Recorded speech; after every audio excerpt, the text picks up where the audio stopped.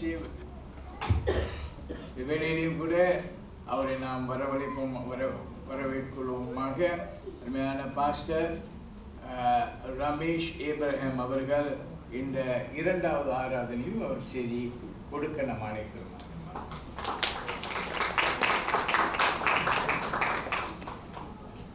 தலைகளை தாழ்த்துவோம். தேவ சமூகத்துக்கு நேராக நாம் கடந்து வருவோமாக. தேவ பிரசன்னம் நம் மத்தியிலே கடந்து வந்திருக்கிறது. ஆமென். அடிமையின் தாழ்மையை நோக்கி பார்த்தீரே, அடிமையின் தாழ்மையை நோக்கி பார்த்தீரே, உயர்த்தி மகிழ்ந்தீரே, ஒரு கோடி ஸ்தோத்திரமே, உயர்த்தி மகிழ்ந்தீரே, ஒரு கோடி ஸ்தோத்திரமே, உமக்கு மகிமை தருகிறோம், உம்மில் தான் மகிழ்ச்சி அடைகிறோம், உமக்கு மகிமை தருகிறோம், உம்மில் தான் மகிழ்ச்சி அடைகிறோம். இயேசுவின் மூலம் ஜெபிக்கிறோம் நல்ல பிதாவே. ஆமென். இயேசுவுக்காக கர்த்தர் இந்த உயிர்த்தெழுந்த நாளின் காலை வேளையிலே இந்திய தேசத்திலிருந்து உங்கள் மத்தியிலே என்னை கொண்டு வந்ததனுடைய நோக்கத்தை நிறைவேற்றுவாராக. ஆமென். கர்த்தராகிய இயேசு கிறிஸ்துவின் சர்வ வல்லமையுள்ள நாமம் நம் மத்தியிலே மகிமைப்படுவதாக. குறுகிய நேரத்திலே வேதத்திலிருந்து தேவனுடைய வார்த்தையிலிருந்து உங்கள் மத்தியிலே அவருடைய சத்தத்தை நான் கொண்டு வர விரும்புகிறேன். தேவனுடைய கிருபை நம் மத்தியிலே அபரிவிதமாக இருக்கிறது. இந்த காலை வேளையிலும் கர்த்தர் சபை நடுவே அசைவாடினார். இப்பொழுது நம் மத்தியிலே உலாவிக் கொண்டிருக்கிறார். ஆமென். தேவனுடைய தெய்வீக பிரசன்னம் நம் மத்தியிலே கடந்து வந்திருக்கிறது. நாம் வாசிக்கப்பட்ட முதலாவது வேத பகுதியிலிருந்து தானே ஒரு வசனத்தை இப்பொழுது நாம் வாசிக்க போகிறோம். பிலிப்பியருக்கு எழுதின நிருபம் 2வது அதிகாரம் 5வது வசனம். கிறிஸ்து இயேசுவில் இருந்த சிந்தையே உங்களிலும் இருக்க கடவுது. ஆமென். கிறிஸ்து இயேசுவில் இருந்த சிந்தையே உங்களிலும் இருக்க கடவுது. What is Christ mind? கிறிஸ்துவனுடைய சிந்தைக்குள்ளாக என்ன இருந்தது என்பதை பற்றி நாம் இப்போது சிந்திக்க போகிறோம். கிறிஸ்து இயேசுவிற்குள்ளாக பிதாவின் சித்தம் செய்ய வேண்டும் என்று சிந்தை இருந்தது. இந்த பூமியில இருக்கிற நம் எல்லாருக்காகவும் இரத்தம் சிந்தி தியாகமாக மரித்து மறுபடியும் உயிரோடு எழும்ப வேண்டும் என்கின்ற சிந்தை இருந்தது. இந்த உலகத்திலே கைவிடப்பட்டவர்களாய், அனாதைகளாய், திக்கற்ற பிள்ளைகளாய் வாழக்கூடிய அநேக ஜனங்களை தம் பக்கமாய் இழுத்துக்கொண்டு அவர்களுக்கு நன்மை செய்ய வேண்டும் என்கின்ற ஒரு சிந்தை அவருக்குள்ளாக இருந்தது. அது மட்டுமல்ல, இன்னும் தமக்கு பின்னாக அவருடைய, அதாவது பிதாவுடைய சித்தத்தை இந்த பூமியிலே செய்வதற்கு திரள் கூட்ட ஆத்துமாக்களை சீஷர்களாக உருவாக்க வேண்டும் என்கின்ற சிந்தையும் அவருக்குள்ளாக இருந்தது. இப்படி தம்மை நோக்கி கூப்பிடுகிற அனைவருக்கும் அவர் ஐஸ்வர்ய சம்பனராக இருக்கிறார். ஆமென். ஹalleluya. நம்முடைய ஆண்டவர் ஏழை அல்ல, richest God in the world. Amen. இந்த அகில உலகத்தையும் படைத்து ஆளுகை செய்கிற சர்வ வல்லமையுள்ள தேவன் என்று வேதம் சொல்லுகிறது. such a almighty God. Amen. அவரால செய்ய முடியாது என்று எதுவுமே இல்லை, அவரால எல்லாம் முடியும் என்று வேதம் சொல்லுகிறது. அவருடைய சிந்தைக்குள்ளாக என்ன இருந்தது என்பதை குறித்து தான் நாம் இப்போது பார்க்க போகிறோம். கிறிஸ்துவனுடைய சிந்தைக்குள்ளாக மிக முக்கியமான ஒரு காரியம் ஆழ் மனதிலே பதிந்திருந்தது. அதுதானே அவருடைய வாழ்நாளெல்லாம் நிரம்பி இருந்தது. பாருங்கள், பிலிப்பியர்கள் நிருபத்திலே 2வது அதிகாரத்திலே அந்த 5வது வசனத்தை தொடர்ச்சியாக நாம் வாசிக்கும் போது 8வது வசனத்தை கவனித்து பாருங்கள். அவர் மனுஷ ரூபமாய் காணப்பட்டு மரண பரியந்தம், அதாவது சிலுவையின் மரண பரியந்தம் கீழ்ப்படிந்தவராகி தம்மை தாமே தாழ்த்தினார். ஒருவேளை இயேசு கிறிஸ்து தம்மை தாமே தாழ்த்தினார் என்று வேதம் சொல்லுகிறது. அவரை யாரும் தாழ்த்தவில்லை. அன்றைக்கு ரோம சாம்ராஜ்யம் இயேசு கிறிஸ்துவை அந்த அவமான சின்னமாகி சிலுவையிலே அடித்து அவரை தாழ்த்த வேண்டும் என்று நினைத்தார். ஒருவேளை பிசாசு அவருக்கு விரோதமாக செயல்பட்டு அவருடைய ஊழியத்தை முடக்கி அவரை சிலுவையிலே ஆணி அடித்து ஜெயிக்க வேண்டும் என்று அவன் நினைத்தான், திட்டமிட்டான். முடிவு என்ன தெரியுமா? இயேசு மரணத்தை ஜெயித்தார், பாதாளத்தை ஜெயித்தார், இந்த உலகத்தை ஜெயித்தார், பிசாசை ஜெயித்தார். இயேசு கிறிஸ்துவை யாரும் தாழ்த்த முடியாது. அவரே தன்னை தாமே தாழ்த்தினார். சரித்திரம் சொல்லுகிறது, அந்த நாட்களில் சிலுவையிலே அறையப்படும் போது அந்த கள்வர்கள் எல்லோரும், குற்றவாளிகள் எல்லோரும் அந்த சிலுவையிலே ஆணியால் அடிப்பதற்கு தங்களுடைய கரங்களையும் கால்களையும் விட்டு கொடுக்க மாட்டார்கள். ஆனால் இயேசு கிறிஸ்துவை பார்க்கிறோம், அவர் தாமாகவே தன்னுடைய கரங்களை விட்டு கொடுத்தார்.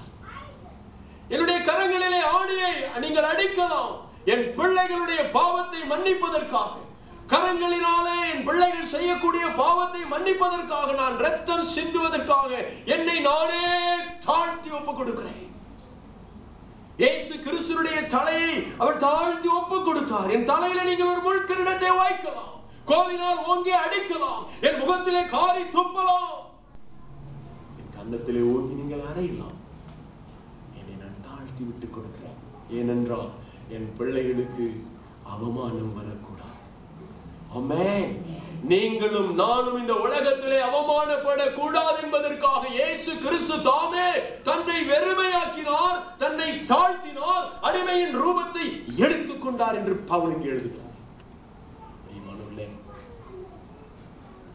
Self-sacrificing humility, தன்னை தாமே தியாகமாக ஒப்பு கொடுத்து தாழ்த்துகிறது என்றால் இயேசு கிறிஸ்துவினிடத்திலே மாத்திரமே அதை நாம் கற்றுக்கொள்ள முடியும். நீங்கள் அவரை தாழ்த்த சொல்லி அவரிடத்திலே நீங்கள் ஒன்று சொல்ல வேண்டாம், அவராகவே உங்களுக்காக இறங்கி வந்தார். வேதம் சொல்லுகிறார், அவர் முந்தி நம்மில் அன்பு கூர்ந்தார். ஆமென். நாம் அன்பு கூறல. நீங்கள் என்னை தெரிந்து கொள்ளவில்லை, நான் உங்களை தெரிந்து கொண்டேன். ஆமென். அவர் தாமே பரத்தை விட்டு பூமிக்கு இறங்கி வந்தார், தன்னை தாழ்த்தினார். இயேசுவை போல இந்த உலகத்திலே வேற ஒரு தெய்வமே இல்லை. இயேசு மாத்திரமே நமக்காக ஜீவனை கொடுத்தவர். இயேசு மாத்திரமே நம்முடைய பாவங்களுக்காக ரத்தம் சிந்தினவர். இயேசு கிறிஸ்து மாத்திரமே நமக்காக தாழ்மையின் உருவத்திலே இந்த உலகத்திலே வாழ்ந்து காண்பித்தவர்.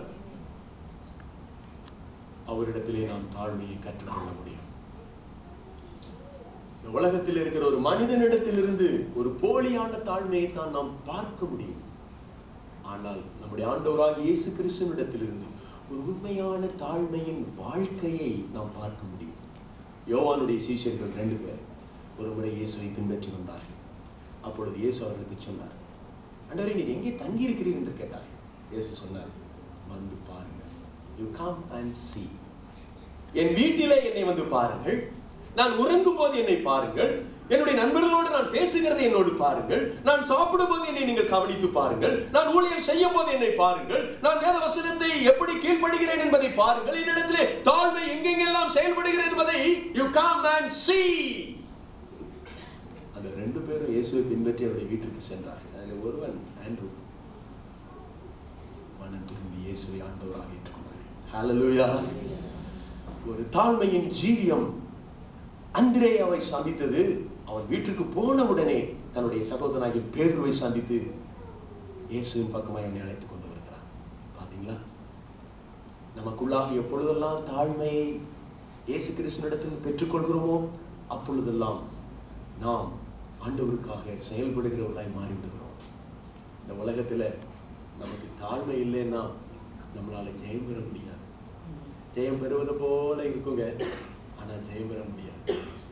வேதத்திலிருந்து சில வசனங்களை நான் அடிக்கோடிட்டு காண்பிக்க விரும்புகிறேன். பழைய உடன்படிக்கையின் புஸ்தகத்தில் 2 நாளாகமம் 7வது அதிகாரத்திற்கு என்னோடு வாருங்கள். 2 நாளாகமத்தின் புத்தகம், The book of 2 Chronicles chapter 7. 2 நாளாகமம் 7வது அத்தியாயம் verse 14, 14வது வசனத்தை கவனியுங்கள். என் நாமம் தரிக்கப்பட்ட என் ஜனங்கள் தங்களை தாழ்த்தி ஜெபம் பண்ணி என் முகத்தை தேடி தங்கள் பொல்லாத வழிகளை விட்டு திரும்பினால் அப்பொழுது பரலோகத்தில் இருக்கிற நான் கேட்டு அவர்கள் பாவத்தை மன்னித்து அவர்கள் தேசத்திற்கு சேமத்தை கொடுப்பேன். My people. தேவன் இங்கே சொல்கிறார், என் ஜனங்கள், என் ஜனங்கள் எனக்கு முன்பாக வந்து தாழ்த்த வேண்டும். will humble themselves and pray. நாம் எப்பொழுதெல்லாம் தேவ சமூகத்திற்கு ஜெபிக்க செல்லுகிறோமோ, எப்பொழுதெல்லாம் நம்முடைய சிந்தைக்குள்ளாக தேவன் இருக்கிறாரோ வருகிறாரோ, அப்பொழுதெல்லாம் மாத்திரமல்ல, நம் வாழ்நாளின் ஒவ்வொரு நிமிடங்களும் கிறிஸ்து இயேசுவில் இருந்த அதே தாழ்மையின் சிந்தையை நாம் தரித்துக் கொள்ள வேண்டும். இங்கே நாம் ஜெபிக்கும் போது தங்களை தாழ்த்த வேண்டும் என்று தேவன் சொல்லுகிறார். இது ஓல்ட் கவெனன்ட் ஸ்டேட்டஸ். இது ஒரு பழைய உடன்படிக்கையின் அஸ்திவாரம். ஆனால் புதிய உடன்படிக்கையின் அஸ்திவாரத்திலே நாம் இயேசுவை பார்க்கும்போது அவர் வாழ்ந்த 33 ஆண்டு காலமும் தாழ்மை உள்ளவராகவே வாழ்ந்திருக்கிறார். அவர் பிறந்தது இந்த டிசம்பர் மாதத்திலே அவருடைய பிறப்பை குறித்து நாம் அதிகமாக சிந்திப்போம். இயேசு கிறிஸ்து பிறக்கும் போது ஒரு மாட்டு தொழுவத்திலே பிறந்தார். இது நமக்கு எதை காண்பிக்கிறது என்றால், அவருடைய தாழ்மையை நமக்கு காண்பிக்கிறது, அவருடைய எளிமையை நமக்கு காண்பிக்கிறது. பிரியமானவர்களே, அவரை சந்திப்பதற்காக கிழக்கில் இருந்து சாஸ்திரிகள் வந்தார்கள் என்று நாம் பார்க்கிறோம். அவர்களை வழிநடத்துவதற்கு தேவன் வானத்திலே ஒரு நட்சத்திரத்தை வைத்திருந்தார். அந்த நட்சத்திரம் அவர்கள் எல்லோரையும் நேரடியாக எருசலேம் வரைக்கும் நடத்தி கொண்டு வந்ததை நாம் பார்க்கிறோம். எருசலேம் வரைக்கும் அந்த நட்சத்திரத்தை பார்த்து கொண்டே வந்த சாஸ்திரிகள் எருசலேமிற்குள்ளே வந்த உடனே he became a pride. அவர்களுக்குள்ளாக ஒரு பெருமை வருகிறது. அதற்கு முன்னதாக அவர் கிழக்கு தேசத்திலிருந்து வெகு தூரம் பிரயாணம் பண்ணி வரும்போதெல்லாம் வழி தெரியாமல் நட்சத்திரத்தை பார்த்து கொண்டே வந்தார்கள். ஆனால் எருசலேமுக்கு வந்த உடனே okay, I know the king. எருசலேமில் இருக்கிற ஒரு பெரிய ராஜா தான் இங்கே பிறந்திருக்கிறார், அந்த அரண்மனைக்கு நாம் போவோம் என்று சொல்லி தன்னுடைய சொந்த பெருமையிலே விழுந்தார்கள். in his own idea, in his own plan, in his own desire. அவர்கள் அரண்மனைக்கு போனது நிமித்தம் என்ன தெரியுமா? 2 வயதுக்கு உட்பட்ட அனைத்து ஆண் குழந்தைகளும் அன்றைக்கு மரித்து போனார்கள். The wise man, மனுஷனுடைய ஞானம் தேவனுக்கு முன்பாக அருவருப்பாய் இருக்கிறது. பிரியமானவர்களே, சொந்த ஞானத்திலே நாம் தேவனை பின்பற்றி விட முடியாது. தேவனை பின்பற்றுவதற்கு அந்த நட்சத்திரம் என்கின்ற தேவனுடைய வார்த்தை, the presence of God, இயேசு கிறிஸ்துவுக்கு நேராக நம்மை நடத்தி கொண்டு வருகிறது. ஆமென், ஹalleluya. நாம் எப்பொழுதெல்லாம் தேவனுடைய வார்த்தையை நோக்கி பார்த்து அந்த வார்த்தை என்ன சொல்கிறோம் அதற்கு கீழ்ப்படிந்து அதை அப்படியே பின்பற்றி வரும்போது அது நேரடியாக இயேசுவை தான் நமக்கு காண்பிக்கும். பெருமையிலே விழுந்தவர்கள் மறுபடியும் தாழ்மையை கற்றுக்கொள்ளும்படி தேவன் அவர்களை வெளியே கொண்டு வருகிறார். திரும்பவும் அவர்கள் நட்சத்திரத்தை பார்க்கிறார். Lord Jesus, பெரிய தவறை நாம் செய்துவிட்டோம். மறுபடியும் நட்சத்திரம் எங்கே செல்கிறது என்பதை பார்க்கிறார்கள். அது நகர்ந்து சென்று ஒரு மாட்டு தொழுவத்திற்கு நேராக நின்றார். ஹalleluya. உள்ளே குனிந்து செல்லும் போது இயேசு கிறிஸ்துவை அவர்கள் பார்த்தார்கள். பிரியமானவர்களே, தாழ்மையின் ஜீவியத்துக்கு நேராக தேவனுடைய வார்த்தை நம்மை நடத்துகிறது. அந்த தாழ்மையின் ஜீவியத்தை நாம் தரித்து இந்த உலகத்திலே வாழ கற்றுக்கொள்ளும் போது இயேசுவை நாம் பின்பற்றுகிறவர்களாய் மாறிவிடுவோம். ஆமென். That is imitating Christ humility. இயேசு கிறிஸ்துவை பின்பற்றக்கூடிய ஒரு வாழ்க்கை. ஆமென். இந்த உலகத்துல ஹீரோவை பின்பற்றதுக்கு நிறைய பேர் இருக்காங்க, பொலிட்டீஷியன்ஸை பின்பற்றதுக்கு நிறைய பேர் இருக்கிறாங்க, இன்னும் நிறைய பேர் இந்த உலகத்தில் இருக்கிற ஆசை இன்பங்களை பின்பற்றுகிறார்கள், பொன் பொருள்களை பின்பற்றுகிறார்கள். இந்த உலகத்துல எவ்வளவோ சம்பாதிச்சு பெரிய ஆளா வரணும்னு சொல்லி ஹானரை பின்பற்றுறாங்க. ஆனால் இயேசுவை பின்பற்றுவதற்கு நீங்களும் நானும் தான் இருக்கோம். ஆமென். தேவன் நம்மைத்தான் தெரிந்து கொண்டிருக்கிறார். இந்த உலகத்தை பின்பற்றுவதற்கு நமக்கு தேவை பெருமை. ஆனால் தேவனை பின்பற்றுவதற்கு, இயேசு கிறிஸ்துவை பின்பற்றுவதற்கு நமக்கு தேவை தாழ்மை. பிரியமானவர்களே, பேதுருடைய வாழ்விலே இப்படி ஒரு சம்பவம் நடந்தது. என்ன தெரியுமா? ஒரு நாள் அவர்களால் படவிலே தண்டு வலிக்க முடியாமல் சிரமப்படும் பொழுது இயேசு கிறிஸ்து கடலின் மேல் நடந்து சென்றார். அப்போது பேதுரு, ஆண்டவரே, நீரே ஆனால் நானும் உம்மிடத்திலே வர வேண்டும் என்று கேட்கிறார். அப்பொழுது இயேசு சொல்கிறார், வா. பேதுரு தண்ணீரிலே இறங்கி நடந்தான். The miracle. இயேசு கிறிஸ்து தண்ணீரிலே நடந்தது எவ்வளவு பெரிய அற்புதமோ அதை விட பல மடங்கு கோடி பெரிய அற்புதம் பேதுரு தண்ணீரிலே நடந்தது. ஆமென். He is man of God. அவர் நடக்கலாம். He is ordinary man. இவர் நடக்கிறது அற்புதம். இயேசுவை பார்த்து கொண்டே நடந்த அந்த பேதுரு தண்ணீரின் மேல நடக்கிறார். சற்று திரும்பி அலையை பார்க்கிறார், இந்த சூழ்நிலையை பார்க்கிறார், இந்த வேர்ல்டு உலகத்தை பார்க்கிறார், தன்னை சுற்றி நடக்கக்கூடிய சம்பவங்களை பார்க்கிறார், கிறிஸ்தவத்தை பார்த்தார். கிறிஸ்துவை பார்த்த அவர் கிறிஸ்தவத்தை பார்க்கும் போது விழுந்து போனார்.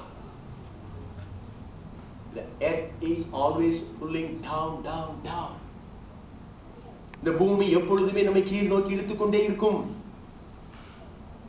Look unto Jesus only. Amen. நாம் இயேசுவை மாத்திரமே நோக்கி பார்க்க வேண்டும். அவரை நோக்கி பார்த்து பிரகாசம் அடைந்தார்கள். அந்த முகங்கள் வெட்கப்படவில்லை. ஆமென். பிரியமானவர்களே, இந்த உலகத்திலே இயேசுவை மாத்திரம் நோக்கி பார்க்கும்போது நம்முடைய வாழ்க்கையிலே ஒரு பெரிய பிரகாசம், ஒரு பெரிய ஆசீர்வாதம் நம்முடைய வாழ்க்கையிலே தானாக வந்து சேர்ந்து விடும். ஏனென்றால் இயேசு கிறிஸ்துவினிடத்திலே தாழ்மை இருக்கிறது. அந்த தாழ்மை நமக்குள்ளே வரும். தாழ்மை உள்ளவர்களை தேவன் உயர்த்துகிறார். ஆமென். பெருமை உள்ளவர்களுக்கு தேவன் எதிர்த்து நிற்கிறார். எப்பொழுதெல்லாம் நம்முடைய வாழ்விலே பெருமை வருகிறதோ அப்பொழுதெல்லாம் தேவனே நம்முடைய எதிரியாக மாறி விடுகிறார். இந்த உலகத்தில் தேவன் தான் நம்முடைய ஆதரவு. தேவனே நமக்கு எதிரியாகிவிட்டால் நாம் யாரிடத்திலே போவோம்? ஆகவே பெருமைக்கு நாம் இடம் கொடுக்காமல் இருக்க வேண்டும். ஆமென். பழைய உடன்படிக்கையிலே இன்னொரு சம்பவத்தை நான் உங்களுக்கு காண்பிக்க விரும்புகிறேன். 22 நாளாகவும் 26வது அதிகாரத்திற்கு புரட்டுங்கள். 2 Chronicles chapter 26. முதலாவது வசனத்திலிருந்து 15ஆம் வசனம் வரைக்கும் அங்கே ஒரு சம்பவம் இருக்கிறது. அங்கே உசியா என்று சொல்லக்கூடிய ஒரு ராஜாவை குறித்து நாம் பார்க்கிறோம். இந்த உசியா ராஜா 16 வயதிலே ராஜாவாக அரியணை ஏற்றப்படுகிறார். இளம் வாலிபன். தேவன் அவனுடைய உத்தமத்தை பார்க்கிறார். அவனை தேசத்தின் ராஜாவாக வைக்கிறார். இளம் வயதிலே ராஜாவான உசியா கிட்டத்தட்ட 52 வருஷம் எருசலேமிலே அரசாண்டான் என்று 3ஆம் வசனம் சொல்லுகிறது. அதாவது 36 ஆண்டுகள் தன்னுடைய வாலிப நாட்கள் முழுவதுமாக அரசாட்சியிலே அவன் இருந்ததாக நமக்கு சரித்திரம் சொல்லுகிறது. 4வது வசனத்திலே கர்த்தரின் பார்வைக்கு செம்மையானதை செய்தான். 5வது வசனத்திலே தேவனை தேட மன திணங்கி இருந்தான். In the fear of God, அவனுக்குள்ளே தேவ பயம் இருந்தது. The Lord gave him success. அவன் எங்கெல்லாம் அடி எடுத்து வைத்து எதையெல்லாம் செய்ய நினைத்தானோ அது எல்லாம் அவனுக்கு வெற்றியாக மாறினது. அவன் காரியங்களை வாய்க்க செய்தார் என்று 5ஆம் வசனம் சொல்லுகிறது. அவனுடைய நாட்களிலே அஸ்தோத்தின் அலங்கம் இடிக்கப்பட்டது. பெலிஸ்தருக்குள்ளும் பட்டணங்களை கட்டினான் என்று நாம் பார்க்கிறோம். 7ஆம் வசனம் தேவன் அவனுக்கு துணை நின்றார் என்று பார்க்கிறோம். 8ஆம் வசனம் அவன் மிகவும் பலம் கொண்டான். 9ஆம் வசனம் கோபுரங்களை பலப்படுத்தினான். 10ஆம் வசனம் வனாந்திரத்திலே கோபுரங்களை கட்டி அநேக துறவுகளை வெட்டினான். அவன் வெள்ளாமை பிரியனாயிருந்தான். 12ஆம் வசனம் பராக்கிரமசாலிகளான வம்ச தலைவர் தொகையெல்லாம் 2600 பேர் அவனுக்கு துணையாக நின்றார்கள். யுத்தம் பண்ணக்கூடிய புருஷர்கள் 3,07,500 பேர் சேனையாக இருந்தார்கள். 13ஆம் வசனம் சொல்லுகிறது. பிரியமானவர்களே, இப்படிப்பட்ட மனிதன் 15ஆம் வசனத்திலே பார்க்கிறோம். அவன் கோபுரங்களை எல்லாம் கட்டினான். அவனுடைய கீர்த்தி வெகு தூரம் பரம்பிற்று. அவன் பலப்படும் மட்டும் ஆச்சரியமாய் அவனுக்கு அனுகூலம் உண்டாயிற்று. தேவன் ஒரு மனிதனை கவனிங்க, நன்றாய் கவனிங்க பிளீஸ். அவன் தன்னுடைய சிறு பிராயம் முதல் 16 வயதிலிருந்து அவன் கொஞ்சம் கொஞ்சமாக தேவனோடு நெருங்கியிருந்த நாட்களை பார்க்கும்போது தேவன் அவனை ஆசீர்வதித்து பலப்படுத்தி அவன் மூலம் பெரிய காரியங்களை செய்து அவன் பலப்படும் மட்டும் அவனுடைய சொசைட்டி, அவனுடைய அந்த நகரம், அவனை சுற்றி இருக்கிற வயல் நிலங்கள் எல்லாம் அவனால ஆசீர்வதிக்கப்பட்டது. அவன் பலப்படும் வரைக்கும் என்று அங்கே நாம் பார்க்கிறோம். 16ஆம் வசனத்தை கவனியுங்கள். அவன் பலப்பட்ட போது, அங்கே கமா இருப்பார்கள். அவன் பலப்பட்ட போது, அவன் எப்பொழுது ஒரு நல்ல நிலையை அடைந்தானோ, எப்பொழுது ஒரு மேன்மையான இடத்திற்குள்ளாக அவன் சென்றானோ, அப்பொழுது என்ன நடந்தது? தனக்கு கேடு உண்டாகும் மட்டும் அவனுடைய மனம் மேட்டிமையாகி. பிரியமானவர்களே, இங்கேதான் உசியா உசியா ராஜா கீழே விழ தள்ளப்படுகிறான். அவன் தோல்வியை சந்திக்கிறவனாக மாறுகிறான். அதற்கு காரணம் என்ன? அவனுடைய மனதிலே மேட்டிமை வந்தது. மேட்டிமை என்றால் pride, பெருமை உள்ளே வந்தது. ஒரு சாதாரண நிலையில நாம் இருக்கும்போது நமக்கு பெருமை வர வாய்ப்பு இல்லை. ஆனால் இந்த நாட்களில் நான் விதேசத்தில் பார்த்திருக்கேன், பிச்சைக்காரங்களுக்கு கூட பெருமை இருக்கிறது. ஒரு நாள் ஒரு பிச்சைக்காரர் என்னிடத்திலே வந்தார். நான் அவருக்கு என்கிட்ட 5 rupees இருந்துச்சு, அதை கொடுத்தேன். நான் 10 rupees கொடுங்க. சாரி இல்லை, நீங்களே வச்சுங்கன்னு போயிட்டேன். என் மகன் என் கூட இருந்த, ஏன்பா காசு கொடுக்குறீங்க? அந்த ஐயா வாங்கல. Is become bright. அவர் பெருமை உள்ளவராக இருக்கிறார், அதனால இந்த 5 rupees அவருக்கு தேவையில்லை. ஓகே, நீ வச்சுக்கோ, சாக்லேட் வாங்கி சாப்பிடுன்னு சொல்லி. ஆமே, இன்றைக்கு பெருமை ஏன் அவங்க இப்படி வந்து கேட்கிறாங்க? அடுத்த கேள்வி என்கிட்ட அவர் கேட்டார்.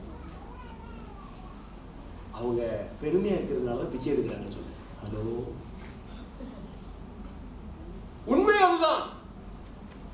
அவர்கள் தேவனுக்கு முன்பாக எப்பொழுது தாழ்த்த கற்றுக்கொள்கிறார்களோ அப்பொழுதே தேவன் அவர்களை உயர்த்த ஆரம்பித்து விடுவார்.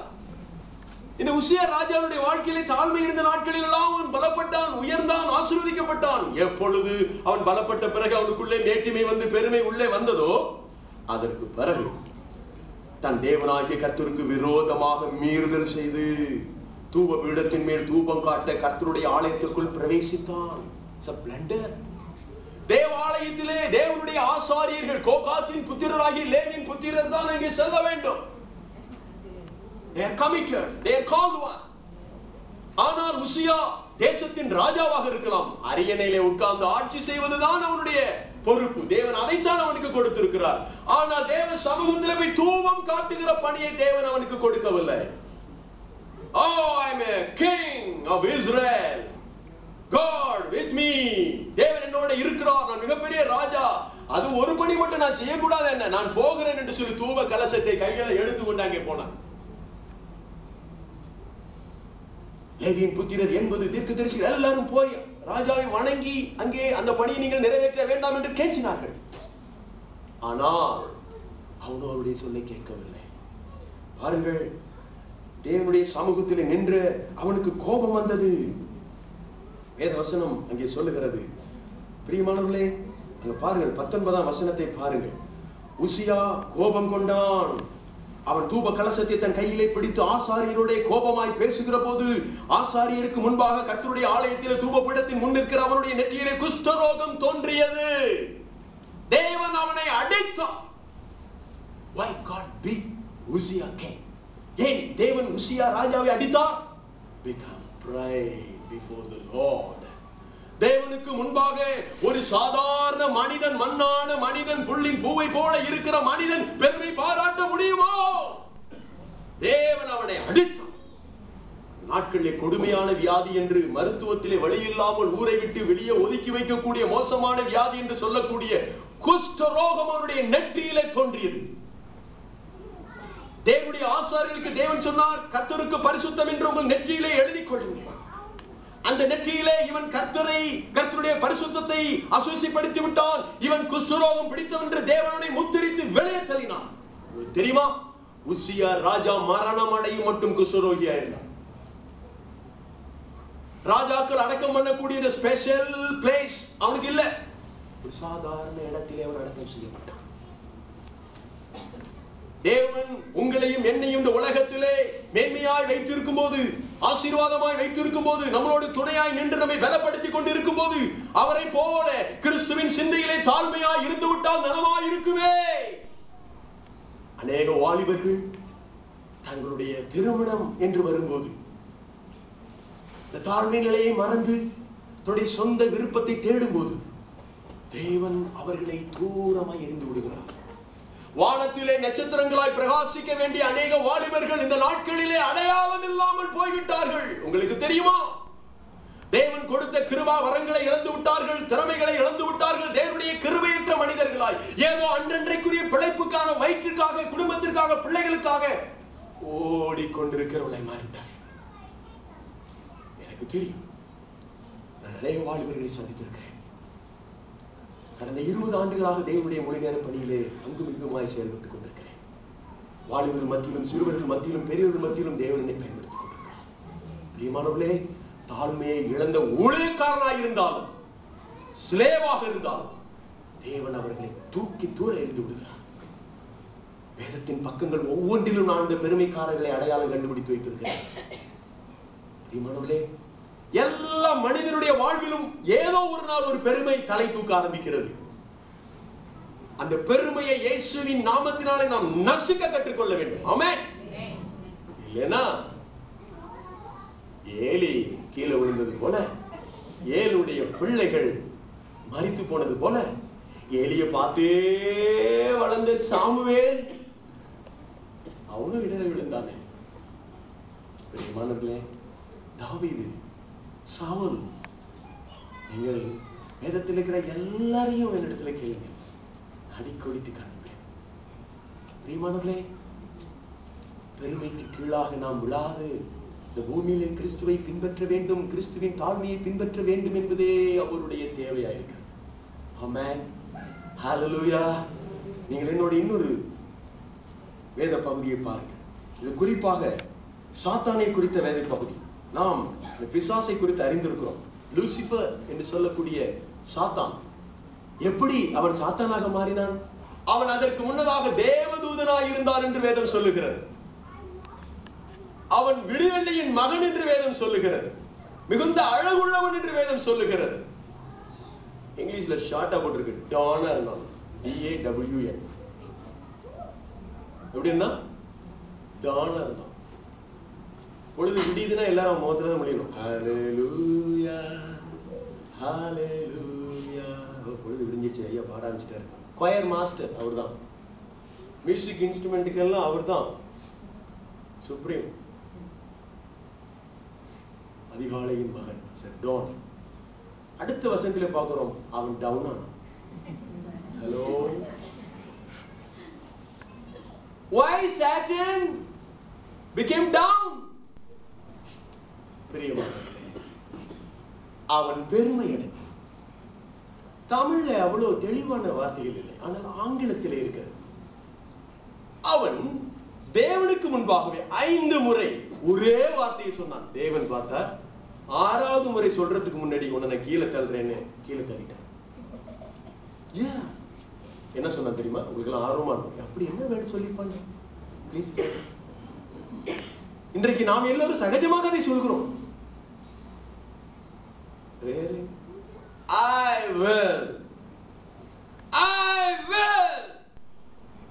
will do it. I will. எப்போதெல்லாம் அந்த I will வருதோ அப்பெல்லாம் டானா இருக்கிற நாம் டவுன் ஆயிடும். ஏசாயா 14ஆம் அதிகாரத்திலே, book of Isaiah chapter 14 verse 12 to 14. ஏசாயா தீர்க்கதரிசன புத்தகம் 14ஆம் அதிகாரம் 12ஆம் வசனத்திலிருந்து 14ஆம் வசனம் வரைக்கும் நீங்க வீட்ல போய் வாசியுங்கள், எனக்கு நேரம் இல்லை. நான் ஆங்கிலத்தில் சொல்கிறேன். I will ascend to heaven. I will raise my throne.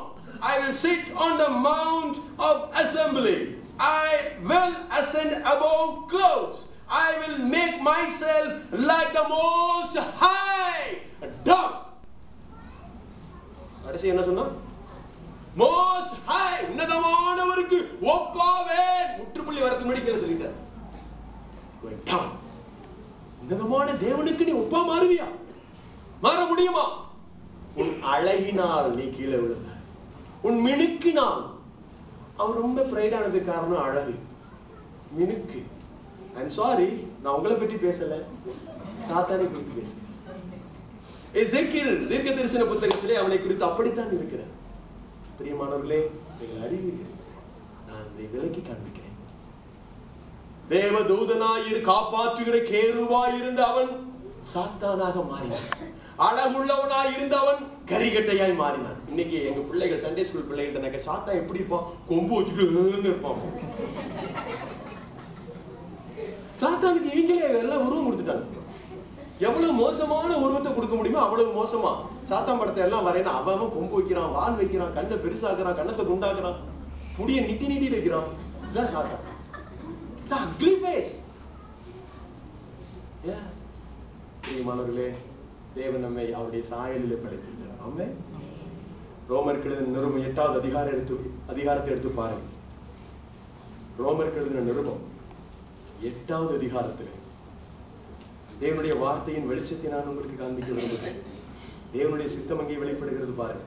ரோமருக்கு எழுதின நிருபம், Romans chapter 8 verse 29.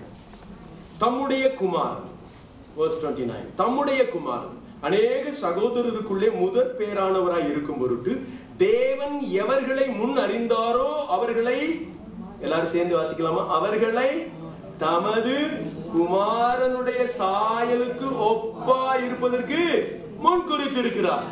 நீங்களும் நானும் தேவ சாயலிலே படைக்கப்பட்டிருக்கிறோம். தேவனுக்கு சாயல் இருக்கா? தேவனுக்கு சாயல் இருக்கா? இமேஜ் ஆஃப் காட் என்று இருக்கிறார். தேவனுக்கு சாயல் உண்டா?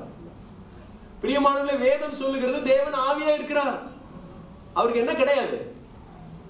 ஹலோ, உருவம் இல்லை. ஆமென். அப்படியானால் தேவ சாயலிலே மனுஷன் படைக்கப்பட்டான் சொல்றது எப்படி? தேவனுக்கு தான் உருவம் இல்லையே, அப்புறம் எப்படி நீங்க தேவனுடைய சாயல் என்று சொல்லுவீர்கள்? அந்த வசனம் மிக சரியாக சொல்லுகிறது. நாம் புரிந்து கொள்ள வேண்டும். ஓகே, பிதா, குமாரன், பரிசுத்த ஆவியானவர். ஆவியானவருக்கு சாயல் உண்டா? நோ. யாருக்கு சாயல் உண்டு? கிறிஸ்ட். ஆமென். சத்தியத்தை அறிந்து கொள்ளுங்கள், சத்தியம் உங்களை விடுதலையாக்கும். நாம் ஒவ்வொருவரும் கிறிஸ்துவின் சாயலிலே படைக்கப்பட்டிருக்கிறோம். ஆமென். அவர் வெண்மையும் சிவப்புமானவர். அதனாலதான் நானும் வெள்ளை சிவப்புமா இருக்கேன். அவர் 1000 10,000 சிறந்தவர். உலகத்துல கோடான கோடி பேர் இருந்தாலும் தேவன் என்னன்னா அவருடைய பிள்ளைங்கிறாரு. ஆமென். அதுக்கு மேல நம்ம போக வேண்டாம். ஃப்ரைட் ஆயிடும். அது மற்றதெல்லாம் அவருக்கு மட்டும்தான். அவருடைய கண், அவருடைய கண்ணம், அதெல்லாம் அவருக்கு மட்டுமே போட்டு, அவர் லிப்ஸ் எல்லாம் அவருக்கே தான். நமக்கு வேண்டாம். பிரியமானவர்களே, நாம் கிறிஸ்துவின் சாயலிலே படைக்கப்பட்டிருக்கிறோம். தேவன் கிறிஸ்துவின் சாயலிலே ஏன் நம்மை படைத்தார் என்றால் கிறிஸ்துவை போல நாம் மாற வேண்டும். ஆமென். கிறிஸ்துவுக்கு ஒப்பா இருப்பதற்கு. கிறிஸ்து இங்க நிக்கிறாருன்னா பக்கத்துல போய் நம்ம நிக்கிறோம்னா யார் மாதிரி இருக்கணும்? Imitating Christ. ஹalleluya. கிறிஸ்துவ போலவே நான் இருக்கணும். இன்னைக்கு ரொம்ப பேர் கிறிஸ்து மாதிரி நீடமா முடி வளர்க்க ஆரம்பிச்சிட்டாங்க. ஹலோ, அதை பற்றி வேதம் சொல்லவில்லை. கிறிஸ்துவ போல மாறின நீல ஜிப்பா போட்டுட்டு அமைதியா. நோ, இதெல்லாம் புறம்பான அலங்காரம். The inside. ஒரு மனிதனுக்கு உள்ளே ஒரு உள்ளான மனுஷன் இருக்கிறான். அவன் கிறிஸ்துவனுடைய சிந்தையிலே மாறணும். ஆமென். பிரியமானவர்களே, கிறிஸ்துவை போல நாம் மாற வேண்டும். கிறிஸ்துவுக்கு ஒப்பாக இருக்க வேண்டும். கிறிஸ்துவில் இருந்த, கிறிஸ்து இயேசுவில் இருந்த சிந்தையே நமக்குள்ள இருக்க வேண்டும். ஒருவேளை உங்களுடைய வீடுகளுக்கு நீங்க போகும்போது உங்க சிந்தை வருதுன்னா என்ன பண்றது? நம்முடைய சிந்தை என்ன தெரியுமா? கோபம், எரிச்சல், சண்டை, மூர்க்கம், வாக்குவாதம், பிரிவினை. பிசாசுடைய சிந்தை என்ன தெரியுமா? கோபம், சண்டை, பிரிவினை, வாக்குவாதம், இதெல்லாம். என்ன பிரதர், நான் என்னோட விருப்பம் விருப்பம் ஒண்ணா இருக்கு. கிறிஸ்து எப்படிப்பட்டவர் தெரியுமா? such a lovable God, full of love. அன்புள்ள தெய்வம், இரக்கமுள்ள தெய்வம், மன்னிக்கிற தெய்வம், ஓகே, மனதுருக்கம் உள்ள தெய்வம், நம்மை அரவணைக்கிற தெய்வம், புறங்கூறாத தெய்வம். Don't blaming you. ஒரு நாள் உங்களை குற்றப்படுத்த மாட்டேன். நீ பாவி, நீ பாவின்னு சொல்ல மாட்டேன். உன் பாவத்தை கொண்டா மன்னிச்சிடறேன், மன்னிச்சிடறேன். நீ மூட்டையா கட்டி கொடுத்தா நான் தொடர்ந்து பார்க்க மாட்டேன், தூக்கி வீசிடுவேங்கிற. நான் திரும்பி கூட பார்க்க மாட்டேன். நான் திரும்பி கூட பார்க்க மாட்டேன். ஆனா மனுஷன் கொடுத்தீங்கன்னா கொஞ்சம் பிரிச்சு பார்த்து நீங்க போங்க brother, okay, I will pray for you. இவ்வளவு மோசமான ஆளா பிரதர்? ஹலோ, உங்களுக்கு தெரியுமா இந்த பிரதர் சோ? ஹலோ, மனுஷன் சொல்லாத. உங்களுடைய எல்லாம் எவ்வளவு பெரிய வெயிட்டா இருந்தாலும் அந்த பாவத்தை கொண்டு இயேசுடைய பாதத்தில் வைங்கள். அவர் அப்படி இப்படி இப்படி தூக்கி அப்படி ஃப்ளை பண்ணுவார். திரும்பி கூட பார்க்க மாட்டார். சமுத்திரத்தின் ஆழத்திலே கொண்டு போய் அதை அமிழ்த்து விடுவார். ஆமென். உங்களுக்கு தான் அது ரொம்ப சிவப்பா இருக்கும், ஆனா அவருக்கு அதை வெண் பஞ்சை போல மாற்றி விடுவார். ஆமென். அவர் பரிசுத்தர். ஆமென். பரிசுத்தமாக்குகிறவர், உங்களை அழைக்கிறவர் பரிசுத்தர். ஆகையால் நீங்கள் உங்கள் நடக்கைகள் எல்லாவற்றிலேயும் பரிசுத்தராயிருங்கள். ஆமென். இந்த பெருமை நம்மை பாவத்துக்கு நேராக நடத்திவிடும். இந்த பெருமை நம்மை கோபத்துக்கு நேராக நடத்திவிடும். ஒன் சீக்ரெட், நான் உங்களுக்கு ஒரு சீக்ரெட் சொல்லித்தரேன். கோபம் இருக்கிற இடத்துல தான் குணம் இருக்கும். இது உலகம் சொல்லுவாங்க. No, no. My Bible says கோபம் இருக்கிற இடத்துல தான் பெருமை இருக்கும். பெருமைக்காரன் யாருன்னு அடையாளம் பிடிக்கணும்னா கோபக்காரனா இருக்கும். ஹலோ, நான் ஒரு நிமிஷம் தான் கோபப்படுவேன் பிரதர், அப்புறம் வந்து மாறிடுவேன். நீங்க என்ன தேவன்? தேவனுக்கு தான் ஒரு நிமிடம் கோபம். அதனாலதான் பவுல் சொன்னார், உங்கள் எரிச்சல் தண்ணியே கிடக்கும். பெரிய கப்பு தண்ணி எடுத்து கொப்புன்னு ஊத்திடுங்க சூரியன் அணையத்துக்கு முன்னாடி. அடுத்த நாள் கண்டினியூ பண்ணாதீங்க. ஒரே பெட்ல ஹஸ்பண்டை படுத்திருப்பாங்க, ஒரே குடும்பத்துல அண்ணன் தம்பி தங்கச்சி மாமியார் எல்லாரும் படுத்திருப்பாங்க. ஒருத்தர் பேசிக்க மாட்டாங்க, உள்ளுக்குள்ள கசப்பு இருக்கும். இது கிறிஸ்துவின் சிந்தையே இல்லை. Like a human being, நாம் கிறிஸ்துவுக்கு ஒப்பாக வேண்டும் என்று தேவன் அவருடைய குமாரனுடைய சாயலிலே படைத்திருக்கிறார். ஆமென். நாம் தாழ்மை உள்ளவர்களாய் மாற வேண்டும். தாழ்மை நம்முடைய ஜீவியத்திற்கு அவசியமாக தேவைப்படுகிறது. காலையில ஒரு காரியத்தை தேவன் சொன்னார். ஒரு மனிதனை ஆசீர்வதிப்பது தேவனுக்கு மிகுந்த சுலபம். ஒரு மனுஷனை ஆசீர்வதிக்கிறது ஆண்டவருக்கு ரொம்ப ஈஸி. ஆனால் அந்த ஆசீர்வாதத்தை பெற்றுக் கொண்டதற்கு பிறகு அந்த மனிதன் தேவன் எதிர்பார்க்கிற தாழ்மையிலே தரித்திருக்க செய்வது ரொம்ப கஷ்டம். வாழைப்பழம் ஒரு தாரை வாங்கி குரங்கையில கொடுத்துட்டு அமைதியை வச்சுக்கோது. இதுதான் பிரச்சனையே. மனுஷன் கையில தேவன் ஆசீர்வாதத்தை கொடுக்கிற வரைக்கும் அலைவான், உட்காருவான், நிப்பான், அங்க போவான். வாங்கின உடனே அவன் மாதிரி எடுத்து போயிடுவான். ஒரு நன்றி கூட சொல்ல மாட்டான். பிரியமானவர்களே, நான் இந்திய தேசத்திலே இருக்கிறவர்களை குறித்து பேசுகிறேன், உங்களை பத்தி எனக்கு தெரியாது.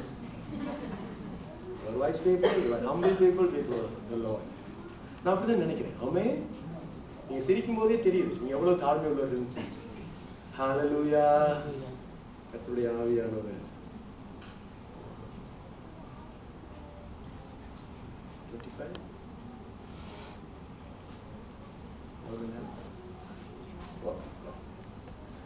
ஒரே ஒரு காரியத்தை சொல்லி நான் முடிக்கிறேன். லைஃப் ஆஃப் பால், பவுலுடைய வாழ்க்கையிலிருந்து ஒரே ஒரு சத்தியத்தை பார்த்து நாம் முடிக்க போகிறோம். என்னோடு கூட வாருங்கள். 1 கொரிந்தியர் 15ஆம் அதிகாரத்துக்கு வாருங்கள். 1 கொரிந்தியர் 15ஆம் அதிகாரம் 9வது வசனம். 1 கொரிந்தியர் 15ஆம் அதிகாரம் 9வது வசனம். நான் அப்போஸ்தலர் எல்லாரிலும் சிறியவனாய் இருக்கிறேன். தேவனுடைய சபையை துன்பப்படுத்தினதினாலே நான் அப்போஸ்தலன் என்று பெயர் பெறுவதற்கும் பாத்திரன் அல்ல. இந்த புத்தகத்தை அப்போஸ்தலனாகிய பவுல் எழுதும்போது எபேசு பட்டணத்திலே இருக்கிறார். நீங்கள் தயவு செய்து இதனுடைய பின்னணியை சற்று கவனியுங்கள். எபேசு பட்டணத்திலே இருந்த பவுல் கொரிந்தியருடைய நிலைமையை அறிந்தவராக இந்த கடிதத்தை எழுதுகிறார். அது கிறிஸ்து மரித்து உயிரோடு எழுதுவதற்கு பிறகு 55வது ஆண்டுக்கு பிறகு அது எழுதப்பட்டது என்று சரித்திரம் சொல்லுகிறார். ஓகே, 55 என்று வைத்துக் கொள்ளுங்கள். AD 55. 55 பவுலுடைய மனநிலை எப்படி இருந்தது என்று பாருங்கள். என்ன சொல்றாரு? நான் அப்போஸ்தலர் எல்லாரிலும் சிறியவன். நன்றாக கவனிங்கள், நான் திரும்ப கேட்பேன். நான் அப்போஸ்தலர் எல்லாரிலும் சிறியவன். 55வது ஆண்டுல அவருடைய மனநிலை அவ்வளவு தாழ்மை. அப்போஸ்தலர் எல்லாரும் இருக்காங்களே, அவங்க எல்லாரோட நான் ரொம்ப சிறியவன், நான் பாத்திரன் இல்லை, அவங்க முன்னாடி நிற்கிறதுக்கோ அவங்கள போல ஊழியம் செய்யறதுக்கோ பேசுறதுக்கோ எனக்கு தகுதி இல்லை. வார்த்தை அவர் அப்படி சொல்றாரு. ஓகே, எபேசியருக்கு எழுதின நிருபத்துக்கு பாருங்க. 3வது அதிகாரம் 3வது அதிகாரத்தில் 8வது வசனத்தை பாருங்க. எபேசியருக்கு எழுதின நிருபம் 3வது அதிகாரம் 8வது வசனம். இங்கே கொஞ்சம் வாசிக்கிறீங்களா? பரிசுத்தவான்கள் எல்லாரிலும் சிறியவனாகிய நான்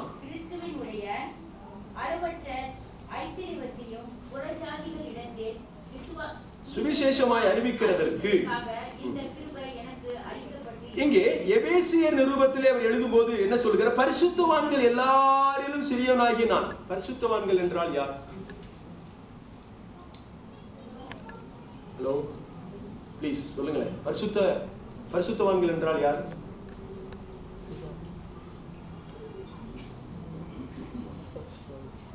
கர்த்தருக்காக பெரிய ஊழியங்களை செய்யறவங்கள பரிசுத்தவான்கள் என்று நாம் அழைப்போம். ஆனால் பவுலுடைய நாட்களிலே பரிசுத்தவான்கள் என்று யாரை சொல்கிறார் என்றால், எபேசியருக்கு நிருபம் 1வது அதிகாரத்தில் முதல் வசனத்தை பாருங்கள். Ephesians chapter 1 verse 1. அங்கே எபேசுவிலே கிறிஸ்து இயேசுவுக்குள் விசுவாசிகளா இருக்கிற பரிசுத்தவான்களுக்கு எழுதுகிறார். யாரெல்லாம் பரிசுத்தவான் என்று அழைக்கிறார்? விசுவாசிகள் எல்லாரும் பவுலுடைய பார்வையில எப்படி இருக்கிறார்கள்? பரிசுத்தவான்களா இருக்கிறார்கள். அப்ப நீங்களும் நானும் இப்ப யாரு? நான் ஊழியக்காரன் நான் உயர்த்தலாமா? நானும் பரிசுத்தவான், நீங்களும் பரிசுத்தவான். ஓகே, இப்போது பவுல் என்ன சொல்கிறார்? 3வது அதிகாரத்தில் 8வது வசனம், பரிசுத்தவான்கள் எல்லாரிலும் சிறியவனாகிய நான். ஏற்கனவே அப்போஸ்தலர் எல்லாரிலும் சிறியவன் என்று சொன்னார். இப்போ எல்லா விசுவாசிகளை விட நான் சிறியவன். இந்த புத்தகத்தை அவர் எழுதும் போது கிட்டத்தட்ட அப்போது வருடம் 60 64, 60 என்று வைத்துக் கொள்ளுங்கள்.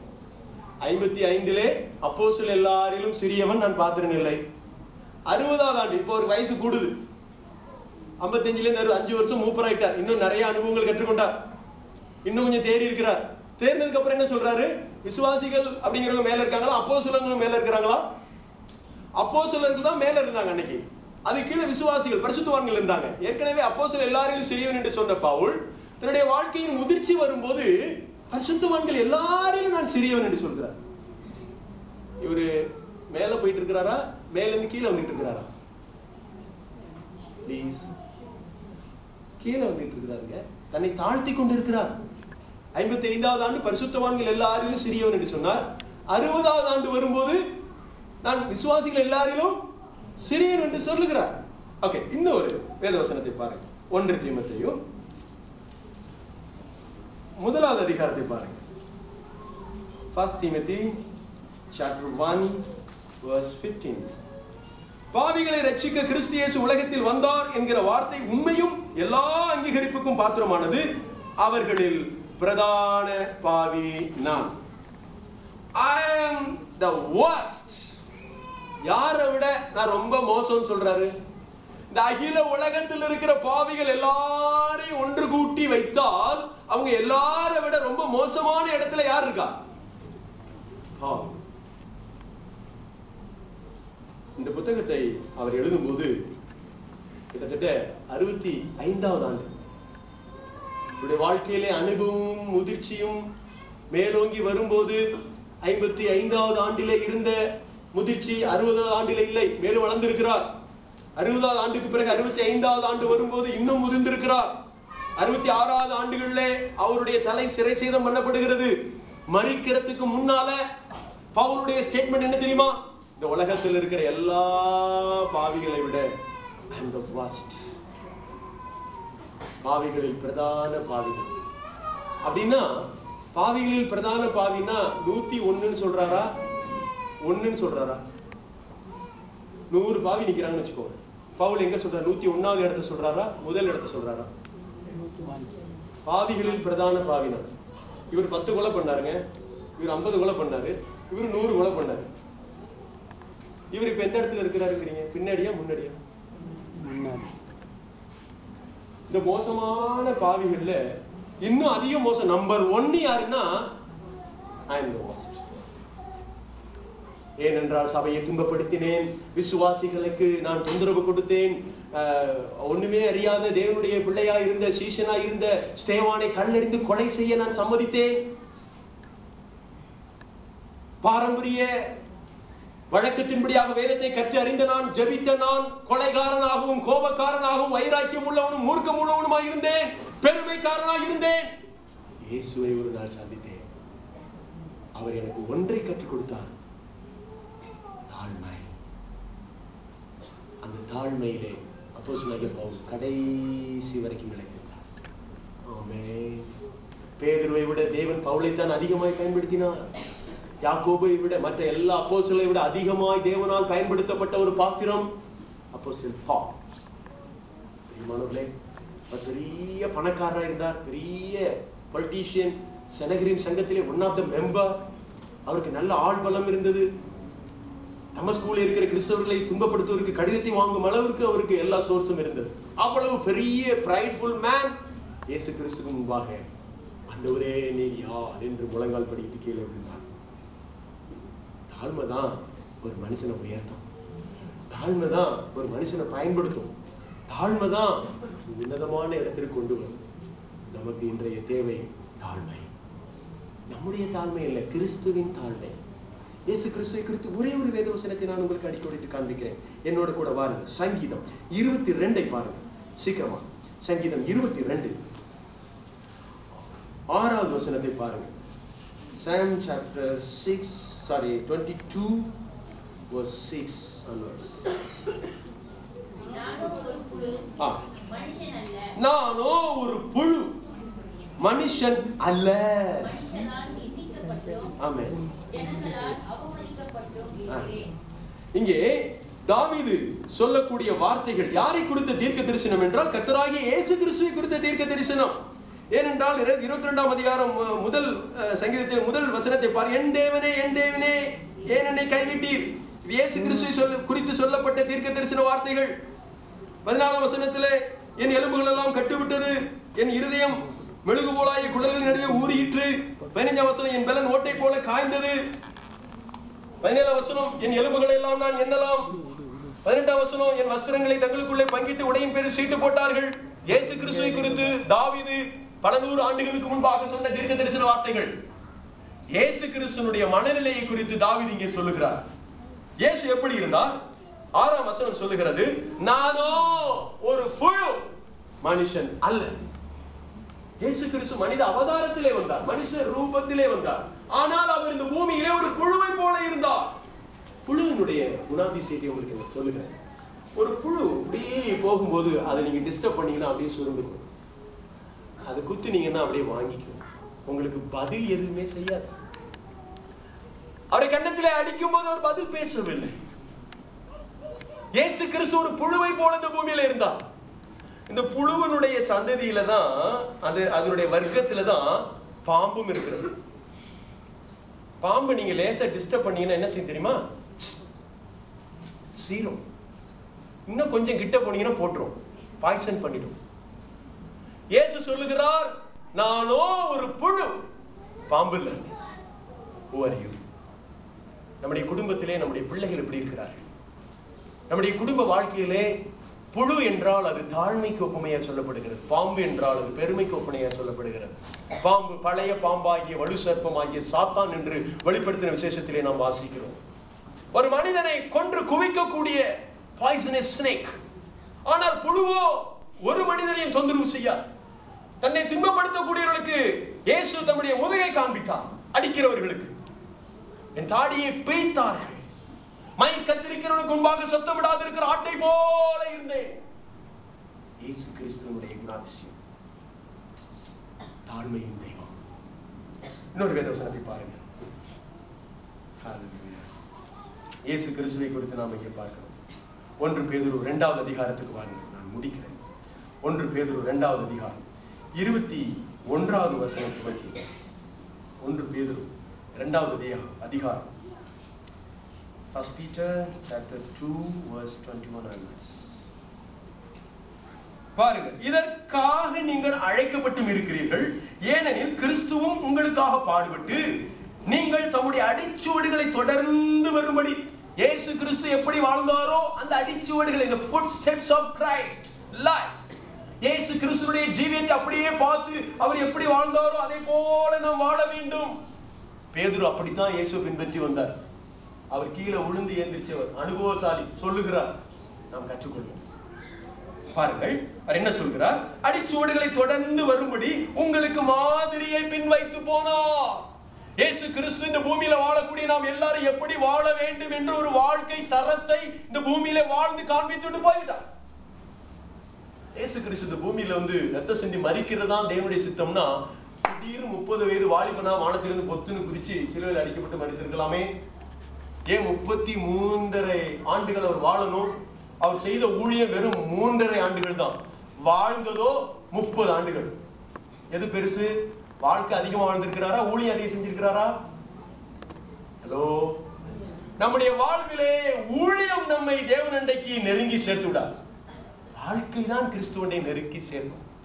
கடைசி நாட்களில் என்னை நோக்கி கர்த்தாவே கர்த்தாவே உமது நாமத்தினாலே தீர்க்க தரிசனம் உரைத்தோம் அல்லவா, உமது நாமத்தினாலே பிசாசுகளை துரத்தினோம் அல்லவா, உமது நாமத்தினாலே அந்நிய பாஷைகளை பேசினோம் அல்லவா. இவங்கெல்லாம் இன்னைக்கு யாரு? They are spiritual believers. இயேசு சொல்கிறார், நான் உங்களை அறியேன். Who are you? I don't know you. உங்களை பற்றி எனக்கு தெரியாதுப்பா. அக்கிரம செய்கைக்காரரே, evildoers, apart from me, என்னை விட்டு அகன்று போங்கள். யார் இவர்கள்? இயேசு கிறிஸ்துவை குறித்து அதிகமாய் பேசி தங்களுடைய வாழ்க்கையிலே தாழ்மை இல்லாதவர்கள். இயேசு கிறிஸ்துவுடைய தாழ்மையை பேச்சு அளவுல இருந்துச்சு, வாழ்க்கை அளவுல இல்லைங்க. நீங்களும் நானும் தேவனுடைய ராஜ்யத்தை பேச்சிலே அல்ல பலத்திலே காண்பிக்க வேண்டும். ஆமென். பலவந்தம் பண்ணுகிறவர்கள் அதிலே பிரவேசிக்கிறார்கள். தினந்தோறும் ஒரு பலவந்தம் பண்ணணும். பிசாசோட போராடணும், உலகத்தோட போராடணும், நமக்கு வரக்கூடிய சூழ்நிலையோட போராடணும். பெருமை நம்மை தாக்கும் போது இயேசுவை பார்க்க வேண்டும், தாழ்மையிலே தரித்திருக்கணும். ஆமென். இதுதான் போராட்டம். இந்த போராட்டத்திலே ஜெயிக்கும் போதுதான் ஹலோ நமக்கு பரலோகம். ஆமென். நிறைய பேர் பரலோகம் போகணும், பரலோகம் போகணும், பரலோகம் போகணும் பேசுவாங்க. இயேசு சொல்கிறார், பரிசுத்தமா வாழணும், பரிசுத்தமா வாழணும், பரிசுத்தமா வாழணும். Jesus wants holiness. We wants heavenly life. பரிசுத்தம் இல்லை என்றால் பரலோகம் இல்லை. இந்த உலகத்தில் வாழ்கின்ற நாட்கள்ல தான் பரிசுத்தமா வாழ முடியும். இந்த பூமியில வாழும் போதுதான் ஊழியம் செய்ய முடியும். இந்த பூமியில வாழும் போதுதான் தாழ்மையாய் நாம் வாழ முடியும். இந்த பூமியில இருக்கும் போது பிறர் அன்பு செலுத்த முடியும். மனைவியை நேசிக்கவும், பிள்ளைகளை நேசிக்கவும், சகோதர சகோதரோடு இணைந்து ஜெபிக்கவும், சபையோரோடு இணைந்து ஊழியத்தை நிறைவேற்றவும் இந்த கடைசி நாட்களில் தேவன் நம்மை தெரிந்து கொண்டிருக்கிறார். ஆமென். அடுத்த முறை எப்ப நான் உங்களை சந்திப்பேன்னு எனக்கு தெரியல. பிரியமானவர்களே, 8ஆம் தேதி நான் ஊருக்கு போயிருவேன். 40 நாட்கள் யோனா தீர்க்கதரிசனம் சொன்னது போல இங்கே நான் கூவிக்கொண்டிருக்கிறேன். கேட்கிறதுக்கு காது உள்ளவரை கேட்கிறார்கள். அகால பிறவி போன்ற என்னையும் தேவன் இந்த இடத்திலே கொண்டு வந்து 1 ரூபா கூட செலவு பண்ணி இங்க வரல. தேவனே என்னை கொண்டு வந்திருக்கிறார். 24 ஆண்டுகளாக இயேசுவை பின்பற்றி நான் ஜபிச்சுக்கிட்டே தான் இருந்தேன். உலகம் முழுவதும் போய் சுவிசேஷம் சொல்லணும்னு சொன்னீங்களே ஆண்டவரே, நான் சுவிசேஷம் சொல்ல விரும்புறேன். நமக்கு சித்தமான என்ன நடத்துங்க. இங்கிருந்து ஒரு குடும்பத்தை தேவன் அங்கே கொண்டு வருகிறார். சபையில ஆராதிக்கிறதுக்கு சபை வேணும்னு தேடிட்டு எங்க சபைக்கு வர்றாங்க. என்னை சந்தித்தாங்க. ஏன் பிரதர் நீங்க சிங்கப்பூர் வரக்கூடாது ஊழியத்துக்குன்னு கேட்கிறாங்க. கர்த்தர் அழைத்தால் வருகிறேன். அவங்கதான் நீங்க கூட்டிட்டு வந்திருக்காங்க. அவர் ஒரு இஸ்லாமிய குடும்பத்திலிருந்து இயேசுவை ஆண்டவரை ஏற்றுக்கொண்டார். ஹல்லேலூயா. What a wonders, what a wonders. தேவன் இந்த கடைசி நாட்களிலே அங்கும் இங்குமாக தாழ்மை உள்ளவர்களை தேடிக் கொண்டிருக்கிறார். மழை பெய்கிற அந்த மழை பெஞ்சிட்டு இருக்கும்போது தண்ணீர் எல்லாம் எப்படி தாழ்மையான இடத்துக்கு ஓடி போகுதோ, ஒரு சபையிலே யாரெல்லாம் தாழ்மையாய் இருக்கிறார்களோ அவரிடத்திலே தேவனுடைய கிருபை தானாய் வந்து தங்கிவிடும். நீங்க தேடி போகணுங்க. நீங்க இருக்கிற இடத்துல தேவனுக்கு உங்களை தாழ்த்துங்க. கிருபை உங்களை சூழ்ந்து எல்லாம் எழுந்திருப்போமா? ஹல்லேலூயா.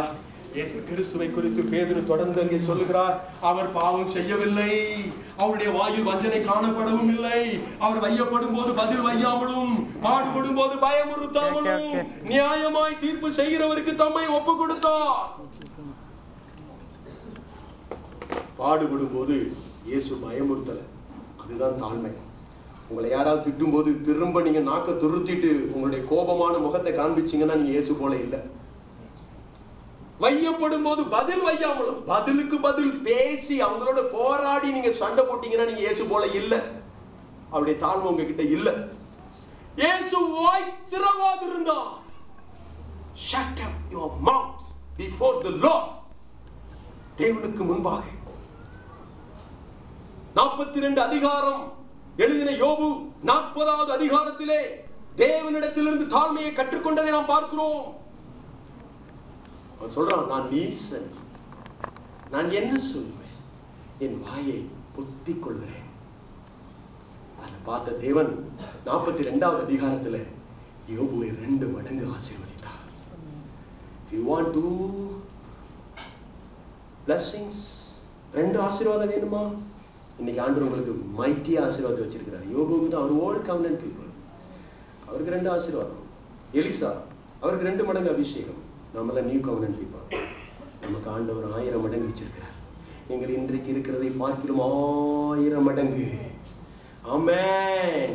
நம்மை தேவன் 1000 மடங்கு ஆசீர்வதிக்க விரும்புகிறார். எத்தனை பேர் ஆயத்தம்? உங்களுடைய இருக்கிற இடத்திலே உங்களுடைய வாய் திறந்து, ஓ கர்த்தராகிய இயேசுவே, உம்முடைய தாழ்மையின் ஜீவியம் என